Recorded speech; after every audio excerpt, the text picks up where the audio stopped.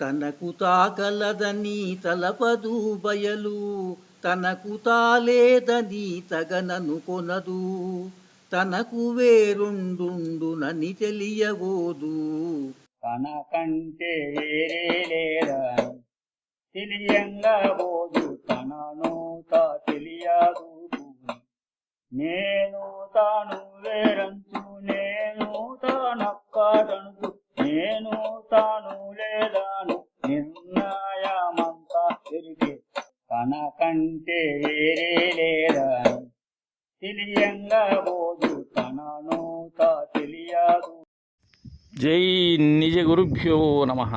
జై అమలాంబ సమేత అనుభవానంద రాజ యోగేంద్ర ప్రభుస్వాముల వారి దివ్య చరణారవిందములకు ద్వాదశి వందనములు సమర్పించుకొనుచు శ్రీ గురు బాలరామస్వాముల వారిచే విరచితమైన ఆవరణ విక్షేప రూపశక్తి ద్వయ నిరాసకంపైన శుద్ధని గుణతత్వ ద్విపదార్థ దళవుల ఎందు ఈరోజు 86వ ద్విపదార్థం పరిపూర్ణ లక్షణాన్ని కొనసాగిస్తూ ఉన్నారు గురుదేవులు. దీనికి మునుపు బట్టబయలు అది చట్టువలే ఎల్లప్పుడూ ఏక ప్రకారముగా ఉంటుందని, పుట్టే లక్షణము కానీ పుట్టించేటువంటి గుణము కానీ లేనిదని, తన యందు ఏది నిలుపుకొన జాలదని, గిట్టే లక్షణము కానీ గిట్టించే లక్షణము రెండూ లేనిదని, ఏ మాట మాట్లాడదని మాట్లాడినా వినదని, ఈ చేటుపాటులు సిరి సంపదలు ఏమీ కాకుండా ఎప్పుడూ ఏకప్రకారముగా ఉన్నది పరిపూర్ణమని లక్షణాన్ని తెలియజేసినటువంటి గురుదేవులు శిష్య తనకు తా కలదని తలపదు బయలు. జాగరూకతతో విను నాయన. తనకు తా కలదని తలపదు బయలు, తనకు తాలేదని తగనను కొనదు, తనకు వేరుండునని తెలియబోదు. ఇది ఎలా అంటే శిష్య, నేను పరిపూర్ణమై ఉన్నాను అని కానీ, నేను బట్ట బయలు వలె ఉన్నాను కానీ, నేను కలను అని కానీ, అలాంటి తలపోసేటువంటి తలపులు లేనటువంటి శిష్య బయలు. తలపులకు అందనటువంటిది నాయన బయలు.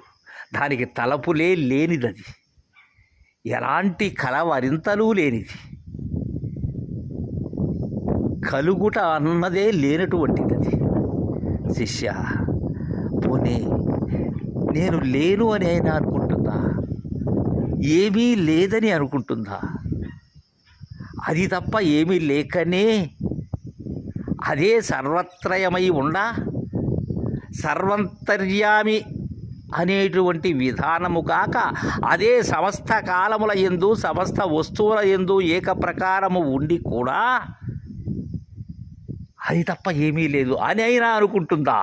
శిష్యునికి బోధ అందించేందుకై గురువు అనవలసి వస్తుందే కానీ అది ఉన్నదని కానీ లేనిదని కానీ నిర్ణయం చేసేటువంటి విధానమే లేదు శిష్య శివరామ దీక్షిత సిద్ధాంత బోధలో. ఇది గురు శిష్య న్యాయం ప్రకారంగా కుదరవలసినటువంటి గురి నాయన. ఇది తనకు వేరుండునని తెలియబోదు. తనకన్నా అన్యం ఉన్నదని, తన వలె మరి ఒకటి ఉన్నదని, తనలో వేరొకటి ఉన్నదని ఇవేమీ తెలియదు శిష్య. ధ్వని మొదలగు తన్మాత్రలు ఏవైతే ఉన్నావో అవి ఎక్కడ చూసినా లేనటువంటిది ఉత్తపట్ట బయలు నాయన.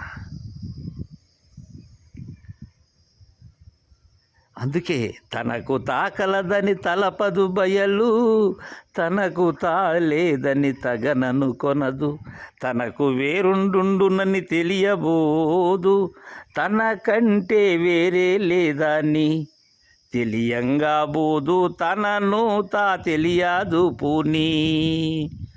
తనకంటే వేరే అన్యము లేదు అనేటువంటి విషయం కూడా తెలియరానటువంటిది బట్టబయలు శిష్య. పోనీ తనను తాను తెలుసుకుంటుందా అంటే అది లేదు శిష్య. తనను తాను తెలుసుకున్నది లేదు, తనకన్నా అన్యము ఉన్నదని గుర్తిరిగేది కాదది. ఏమీ లేనిది, ఏమీ కానిది, ఏమీ అనరానిది, అది పరమగోప్యమైనది అది శిష్య. నేను తాను వేరంచు, నేను తానొక్కటనుచు. నేను తాను వేరని కానీ, నేను తాను ఒక్కటని కానీ, నేను తాను లేదను నిర్ణయమంతా ఎరుకే.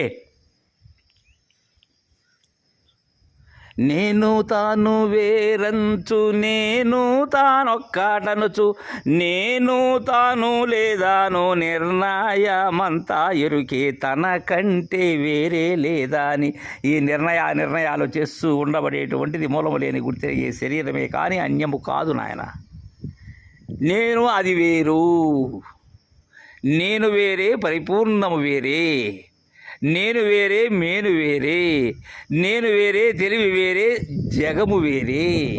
ఇలా అన్నిటినీ వేరు వేరుగా, త్రిపుటులుగా, ద్విపుటులుగా, ఏకముగా భావిస్తున్నది, తలపోస్తున్నది, కలవరిస్తున్నది ఈ మూలము లేని గుర్తెరిగే శరీరం అనబడేటువంటి ఆవరణమే నాయన.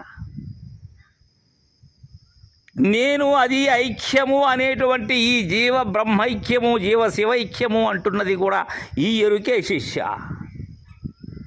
నేను తాను రెండూ లేదు అంటున్నది కూడా ఈ నిర్ణయం అంతా ఎరుకే. ఈ ఉత్తబట్ట బయలు ఏమీ లేదు అన్నది ఎరుకే. మూలము లేని గుర్తెరిగే శరీరము ఏమీ లేదు అంటున్నది ఎరుకే. ఇది కలలాంటిది అంటున్నది ఎరుకే. పరిపూర్ణమును తెలుసుకున్నది ఎరుకే. తెలిసినది పిమ్మట లేకపోతున్నది ఎరుకే శిష్య. పరిపూర్ణము ఏమీ అనరానిది, ఏమీ కానిది నాయన పరిపూర్ణం. శిష్య, ఈ విధమైనటువంటి బోధ శివరామ దీక్షిత సిద్ధాంత రీత్యా గురు శిష్య న్యాయంగా అందవలసినటువంటిది నాయన. ఈ నిర్ణయాలు చేసేదంతా నేనే శిష్య, మరేమీ కాదని పరిపూర్ణ లక్షణాన్ని మనకు చక్కగా ప్రబోధించారు. తరువాయి పదార్థాన్ని రేపు ముచ్చరించుకుందాం. జై గురుదేవ్.